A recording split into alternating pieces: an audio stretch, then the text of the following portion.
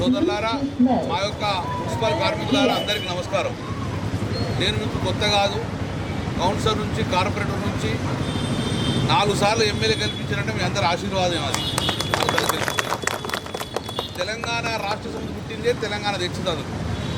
తెలంగాణ తెచ్చిన తర్వాత మన బతుకులు మారాలని చెప్పేసి తెలంగాణ రాష్ట్ర సమితి స్థాపించాం. తెలంగాణ తెచ్చినాం. తెలంగాణ మన కళ్ళ ముందు వచ్చింది. కేసీఆర్ గారు ఈ కార్మికుడే విజయైన దేవుడుగా భావించిన ఆ రోజు కేసీఆర్ గారు అద్భుతమైన పథకాలు తీసుకొచ్చిండు. అద్భుతమైన తెలంగాణ రాష్ట్రంలో బడుగు బలహీన వర్గాలు పైకి వచ్చే విధంగా ఎన్నో పథకాలు తీసుకొచ్చిండు. ఈ కార్మికులకు కూడా జీతాలు పెంచిన ఘనత కూడా ఆ రోజు కేసీఆర్ గారే జీతాలు పెంచింది. మరి ఇప్పుడు తెలంగాణ తెచ్చుకున్న రాష్ట్రంలో కొత్తగా కాంగ్రెస్ ప్రభుత్వం వచ్చింది. వచ్చిన తర్వాత ఏం జరుగుతుంది? ఈ కరీంనగర్ నగరము గతంలో కూడా మీరు రోడ్లు చాలా వరకు అన్ని మట్టి రోడ్లు, దుమ్మ రోడ్లు ఉండేవి. ఎంత అభివృద్ధి చెందింది. మనం ఎన్నిసార్లు ఉడిచినవడంగా అది క్లీన్ కాకపోవు. కానీ ఇప్పుడు మంచి రోడ్లు వేసుకున్నాం. 1000 కోట్లు తీసుకొచ్చి రోడ్డు తీసుకొచ్చాం. ఈ కాంగ్రెస్ పార్టీ వచ్చిన తర్వాత కార్మికుల అభివృద్ధి నోచుకుంటలేదు, కరీంనగర్ అభివృద్ధి నోచుకుంటలేదు.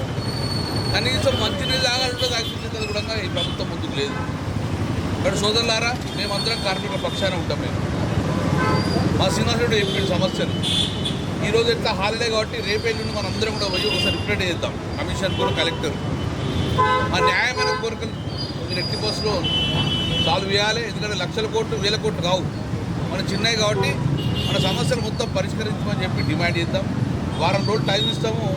లేకపోతే గంగుల దగ్గర ఎప్పుడు బియ్యం ఉంటుండే కాబట్టి డెఫినెట్గా మీ అందరూ మేము మా నాయకత్వం వహిస్తాము. మీ అందరి సమస్యలు పరిష్కరిస్తాము. ఇప్పటికే కేసీఆర్ గారు బయటకు వచ్చింది కాబట్టి రేపు రాబోయే కాలంలో కేటీ రావడం ఇంటి వస్తుంది కాబట్టి నేను ఒక్కటి మాత్రం చెప్పగలుగుతాను మీ అందరికీ కూడా, మాకు నిజమైన దేవుళ్ళు మీరే భావిస్తారు. ఎందుకంటే ఒక పవిత్రమైన వృత్తి మీరు, పవిత్రమైన వృత్తి మీరు లేకపోతే కరీంనగర్ నగరమే లేదు, కుటుంబంగా అవుతుంది. కాబట్టి మేము మీ కార్మికుల కష్టాలు తెలుసు కాబట్టి మీ సమస్యల కోసము మా సింగసుడితోటి, మా లింగయ్యతోటి, మా సంపత్తోటి, రాయమల్లతోటి అందరం కలుసుకొని డెఫినెట్గా మీకు కొరిసేందుకు నేను మీ ఎంబడేస్తాను. చిన్నాడితోటి నేను కలెక్టర్ కమిషనర్ వద్దాము.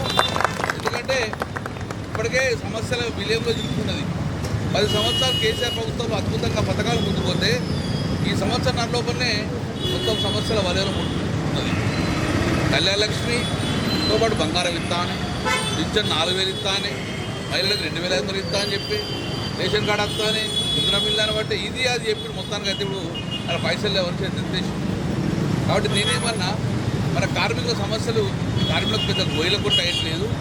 రేపు ఎల్లుండో డిఫరెంట్ తయారు చేసుకొని కమిషన్కి ఇస్తాము. ఇచ్చి డెఫినెట్గా మనం సాల్వ్ అయ్యేదాకా గంగుల కమిషన్ కోరుతున్నాము. జై తెలంగాణ.